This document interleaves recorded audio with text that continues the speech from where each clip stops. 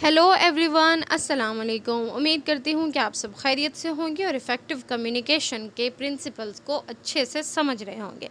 तो चलें, आज हम पढ़ने जा रहे हैं लास्ट पार्ट को, इफ़ेक्टिव कम्युनिकेशन के मतलब के 7C का last, second last and last C.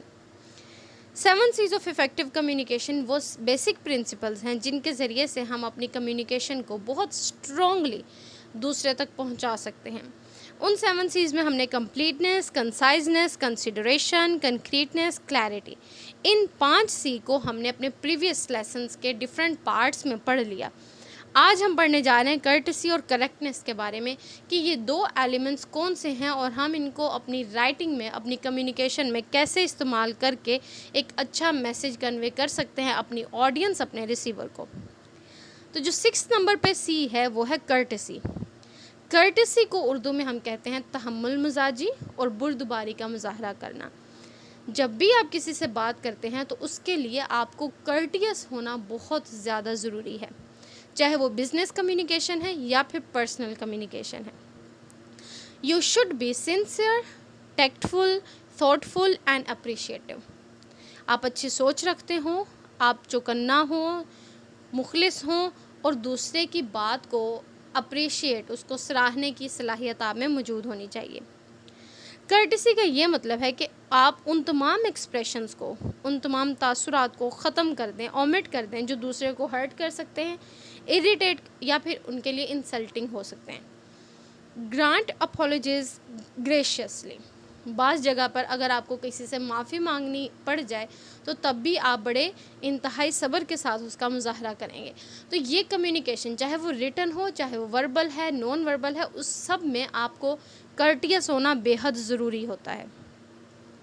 How to generate a courteous tone. अब हमने कर्टिसी के बारे में देख तो लिया, लेकिन अब हम अपनी कम्युनिकेशन में, अपनी राइटिंग में कर्टियस टोन कैसे लेकर आएँ।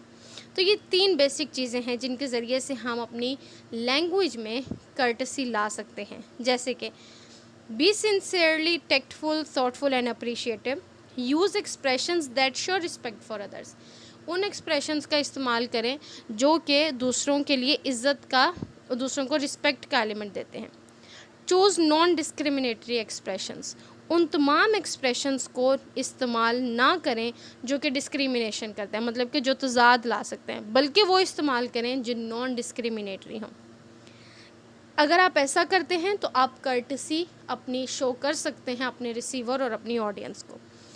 यहाँ पर 2 सेंटेंसेस, 2 कॉलम आपको नज़र आ रहे हैं। एक में टेक्टलेस ब्लंट है, दूसरे में मोर टेक्टफुल है। ब्लंट मतलब जो बगैर सोचे समझे अगर आप किसी को तलख कलामी कर देते हैं। अब देखिए, stupid letter, I can't understand, ये किस किस्म का लेटर है, बेवकूफ़ या अजीब, बेढंगा। आई कैंट अंडरस्टैंड, मैं इसको समझ नहीं सकता, ये एक ब्लंट एक्सप्रेशन है। आपके पढ़ने वाले को, सुनने वाले को ये ऑफ साउंड कर सकता है। इसके मुकाबले में अगर आप कहते हैं I should understand it as there is no confusing word in this letter, could you please explain it once again, तो ये ज़्यादा टैक्टफुल है। आप प्लीजिंग एलिमेंट के साथ अपनी उस बंदे की खामी को एड्रेस कर रहे हैं।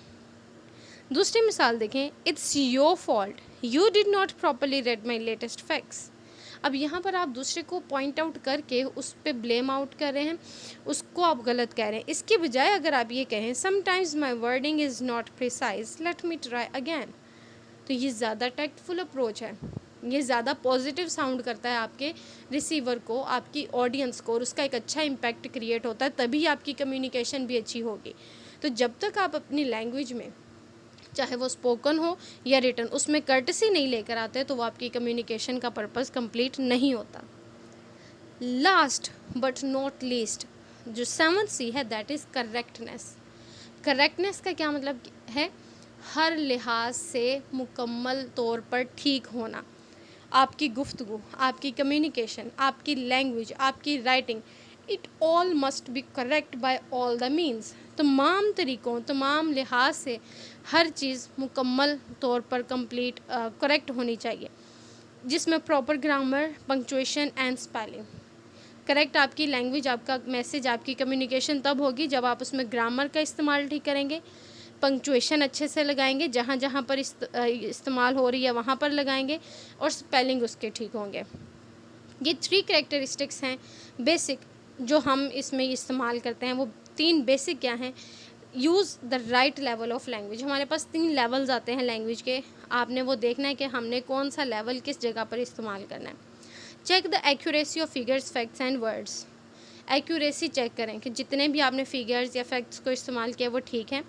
मेंटेन एक्सेप्टेबल राइटिंग मैकेनिक्स, ये ओवरऑल उसको कवर कर रहा है। और नॉन डिस्क्रिमिनेटरी लैंग्वेज, ये प्रीवियस वाले को ही लिंक कर रहा है कि जिसमें आपने डिस्क्रिमिनेशन वाली लैंग्वेज इस्तेमाल नहीं करनी।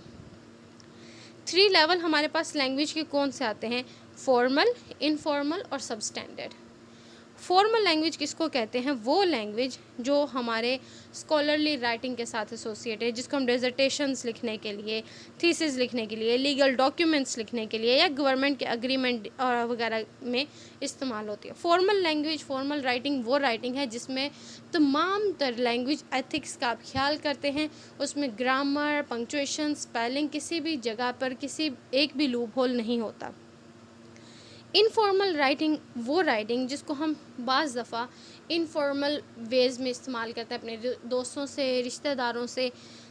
उस तरह की लैंग्वेज को हम इनफॉर्मल कहते हैं, जिसमें शॉर्ट फॉर्म्स भी आ सकती हैं और थोड़ा कन्वर्सेशनल स्टाइल होता है। फॉर्मल राइटिंग ज़्यादा एकेडमिक है, informal writing is less academic. अब यहाँ पर देखें फॉर्मल और लेस फॉर्मल वर्ड्स। ज़्यादा फॉर्मल जब आप किसी को फॉर्मली और एकेडमिक राइटिंग में इस्तेमाल कर रहे हैं तो आप पार्टिसिपेट इस्तेमाल करें। लेस फॉर्मल वर्ड उसका क्या है? Alternate, join, Endeavour. उसका लेस फॉर्मल वर्ड क्या है? ट्राई, कोशिश करना, असर्टन, तलाश करना। Less formal is find out. ज़्यादा फॉर्मल वर्ड क्या है? यूटिलाइज, जैसे हम कहते हैं यूटिलाइज योर स्किल्स। तो लेस फॉर्मल क्या है? Use your skill. Interrogate, question करना, तफ्तीश करना, सवाल करना। तो जब आपको लगता है कि आपका जो राइटिंग है, आपका जो ऑडियंस रिसीवर है वो ज़्यादा फॉर्मल सेटिंग में है, तो आपको फॉर्मल वर्ड्स यूज़ करने चाहिए। अगर आपकी कम्युनिकेशन आपकी इनफॉर्मल सेटिंग में है तो आप फिर लेस फॉर्मल भी इस्तेमाल कर सकते हैं। इसका जो थर्ड लेवल था वो था सब स्टैंडर्ड लैंग्वेज। सब स्टैंडर्ड लैंग्वेज में हमारे पास लोकल लैंग्वेज आती है, जिसमें हम डेली कन्वर्सेशन में स्लैंग्स भी इस्तेमाल कर सकते हैं। जैसे कि सब स्टैंडर्ड क्या है? एंट, ये हम स्लैंग लैंग्वेज में या फिर डेली कन्वर्सेशनल लैंग्वेज में इस्तेमाल करते हैं। उसके opposite is not, are not, these are more acceptable. Can't hardly, can hardly. Am to proving, am to prove. Desirous to, desirous of. Stoled, stolen. वही लफ्ज़ हैं जो सब स्टैंडर्ड लैंग्वेज रखते हैं, सब स्टैंडर्ड लैंग्वेज में फॉल करते हैं, और वही लफ्ज़ हैं जो ज़्यादा एक्सेप्टेबल हैं। तो आपको सब स्टैंडर्ड लैंग्वेज अवॉइड करनी चाहिए जब आप एक फॉर्मल लैंग्वेज फॉर्मल सेटिंग में अपनी बिजनेस कम्युनिकेशन या फिर इफेक्टिव कम्युनिकेशन कर रहे हैं। तो फैक्ट्स एंड फिगर्स की एक्यूरेसी चेक करनी चाहिए ताकि आपका मैसेज करेक्ट हो। फैक्ट्स एंड फिगर्स में आप वेरीफाई करें स्टेटिस्टिकल डाटा को, डबल चेक करें अपने टोटल्स अगर आपने उसमें किसी भी तरह का कोई नंबर एडिशन किया है। Have someone else read your message if the topic involves data, अगर आपने ज़्यादा डेटा का इस्तेमाल किया किसी और को प्रूफ रीड, क्रॉस रीडिंग करवाएं। Determine whether affect has changed over time, ऐसा ना हो कि आपने 2020 में कोई एलिमेंट उसका सर्वे से लिया और रिसर्च से लिया और उसको ऐड कर दिया, 2023 में उसका स्टेटिस्टिकल डेटा चेंज हो गया और आपने 2023 में जब बिज़नेस कम्युनिकेशन इफ़ेक्टिव कम्युनिकेशन की तो आपने उसी को ऐड कर दिया। तो you have to change the data over the time, वक़्त के गुजरने के साथ साथ अपनी चीज़ों को अमेंड करते रहें। Proper use of confusing words, correctness के लिए आपको जितने भी कन्फ्यूजिंग वर्ड्स हैं उनका मुकम्मल ध्यान रखते हुए इस्तेमाल करना चाहिए। जैसे कि आ और an. A, use a before consonant and consonant sounds, और a long u sound, use an before vowels. शुरू से हम पढ़ते आ रहे हैं कॉन्सोनेंट के साथ आ लगाएंगे और वॉल्स के साथ एन लगाएंगे। Except and accept, accept verb है जिसका मतलब है रिसीव करना, एक्सेप्ट भी वर्ब है लेकिन उसका मतलब है कि ओमिट कर देना। एंक्शियस एंड ईगर, एंक्शियस का मतलब होता है जो आपकी परेशानी तफ्तीश को जाहिर करता है, ईगर का मतलब होता है जो आपकी शौक़, आपके तजस्सुस को जाहिर करता है। बहुत से लोगों की ईमेल्स में देखते हैं हम लिखा, ये एप्लीकेशंस में लिखा होता है anxiously waiting for your reply, और वो एप्लीकेशन किसी जॉब या किसी एम्प्लॉय को लिखी होती है। तो आप किसी का परेशानी से रिप्लाई का इंतज़ार नहीं करते, बल्कि ईगरली वेटिंग फॉर योर रिप्लाई हो सकता है। तो इस तरीके की जो छोटी छोटी मिस्टेक्स हैं उनको आप दूर करें, तो ही आपके जो मैसेज है वो करेक्ट वे में आपकी ऑडियंस, आपके रिसीवर तक पहुंच सकता है।